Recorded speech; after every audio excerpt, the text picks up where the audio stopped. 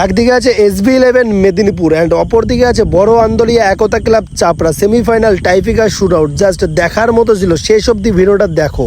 প্রথম shot SB11 মেদিনীপুরের হয়ে শট করতেছে টোরে অ্যান্ড ওইদিকে আছে বড় আন্দোলিয়ার জিকে রাজ।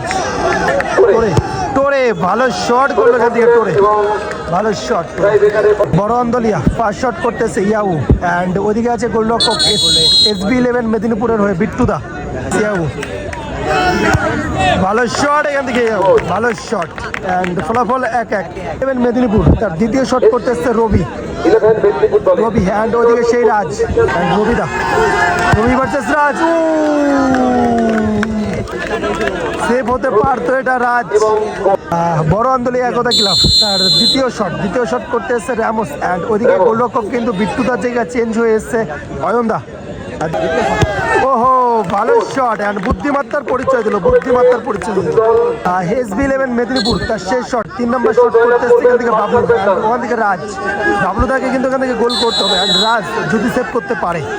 রাজ ভার্সেস বাবলু কি করলো এটা বাবলু। উইনিং শট, শেষ শট রাজ, উইনিং শট আসবে কিনা। ও অয়নদা সেভ করলো এটা, অয়নদা ভালো সেভ করে ফেললো অয়ন।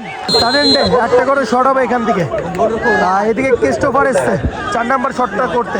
রাজ ক্রিস্টোফার ভার্সেস রাজ, ক্রিস্টোফার ভালো গোল। শেষ শট এখান থেকে, শেষ শট বড় আন্দোলিয়া একতা ক্লাব সেলিমদাকে কিন্তু এখানে গোল করতেই হবে। কোন দল এখান থেকে ফাইনালে প্রবেশ করবে।